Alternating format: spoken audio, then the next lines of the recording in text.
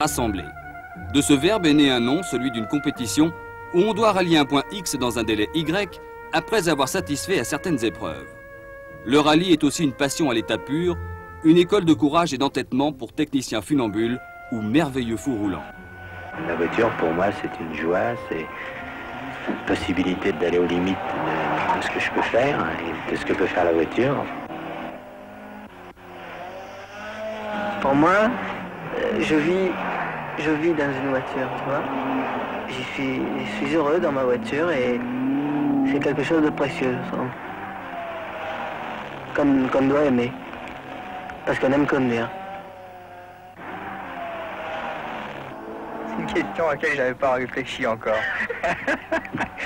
Une voiture, c'est un moyen d'assouvir ma soif de compétition, parce que j'aime bien me battre dans la vie, puis me mesurer.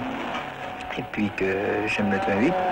Lorsqu'on lit les notes le jour de la course, on regarde le cahier, mais on regarde quand même la route. Si on prend le tour de Turini, fait 24 km, bien 24 km, et bien les faire sans lever les yeux du cahier, je crois que personne ne serait capable de faire 10 km sans être malade. Il faut savoir regarder la route pour sentir le virage qui va venir, pour sentir le dos d'âne. Évidemment, il faudra l'entraînement de jeter un œil sur la route tout en regardant le cahier pour voir la note suivante. Monte-Carlo ou le cahier des charges. L'épreuve comprend le parcours de concentration, itinéraire varié, un parcours commun, une épreuve complémentaire. Les différents itinéraires seront découpés en étapes par les contrôles horaires visés à l'article 23. Sur certaines étapes, les organisateurs pourront placer des contrôles de passage, voire article 24, pour s'assurer que les concurrents empruntent bien l'itinéraire prévu.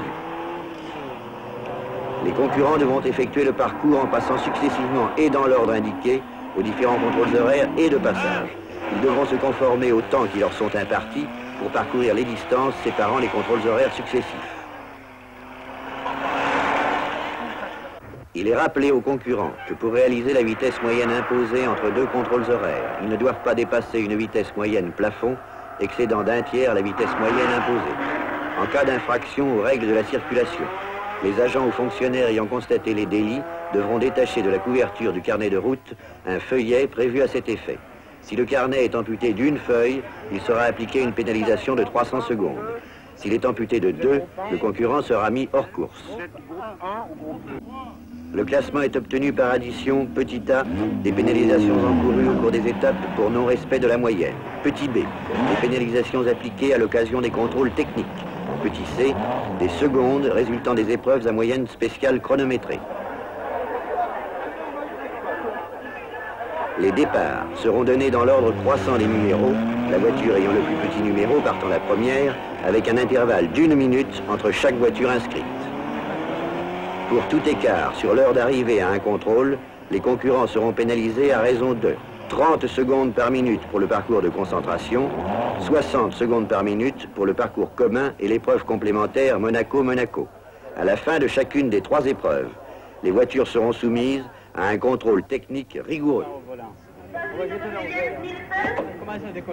Total de kilomètres à parcourir, environ 5600 en 5 nuits et 3 jours, soit un temps moyen au volant de quelques 96 heures. Tout est prêt? Allons-y. Musique, s'il vous plaît. Chaque époque, depuis l'hiver 1911, date de naissance du Monte-Carlo, a eu ses héros et ses sorciers. Il fallait sans doute beaucoup de témérité et un gros grain de folie pour se lancer de Saint-Pétersbourg, de Paris ou d'Athènes et tenter de rejoindre la Méditerranée sur des chemins disparaissants sous des congères battus par les vents. On ne glissait pas ainsi, on cheminait en utilisant quelques trucs qui allaient devenir légendaires. Le premier chauffage grâce à un pot d'échappement qui traverserait l'habitacle. Les premières chaînes enroulées autour des roues et changées une nuit de tempête contre une poignée de louis d'or.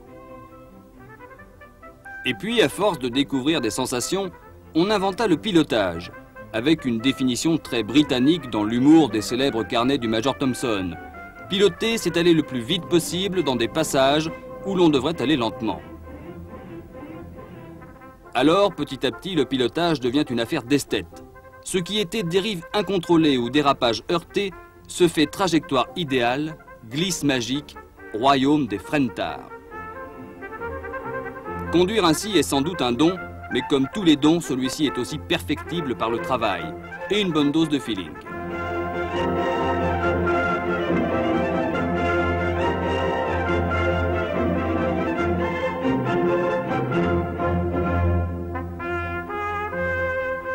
Le rallye reste encore une aventure, y compris sur l'asphalte. Mais comme le temps n'est plus aux aventuriers solitaires, il s'est doté d'une véritable armée des ombres qui, jour et nuit, veille sur les pilotes. Au fil des années sont nés des ateliers éphémères, dans l'obscurité, servis par d'anonymes voltigeurs.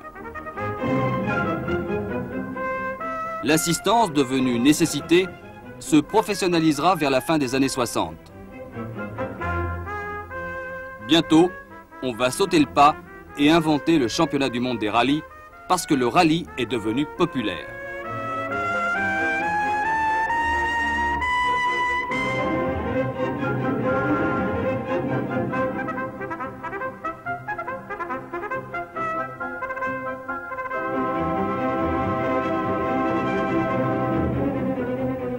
Franchi 3 fois dans la dernière nuit de Monte-Carlo, le fameux col du Turini est devenu le plus grand stade son et lumière de la course automobile. Juge de paix, épreuve de vérité, le Turini est une grand-messe dont l'ambiance rappelle celle des grands stades de football. Darniche, Terrier, Vinatier, Andruet, Nicolas vont y écrire les refrains du défi français avec la course en bleu des Alpines Renault. Elles ne pesaient même pas 700 kg, les petites 1600 S, et leurs 170 chevaux semblaient les faire rebondir d'un virage sur l'autre. 20 ans de recherche s'étaient écoulés depuis que Jean Redley avait eu cette idée géniale de concevoir une vraie voiture de course avec des éléments de série empruntés à l'une des voitures les plus populaires de tous les temps, la 4 chevaux Renault. 20 ans, et tout au bout, un titre de champion du monde avec 7 victoires dans la même année. Des triplés en Corse et à Monte-Carlo avec une voiture historique. Un jouet sympathique, unanimement applaudi, y compris aujourd'hui par une génération qui ne l'a jamais vu qu'en images.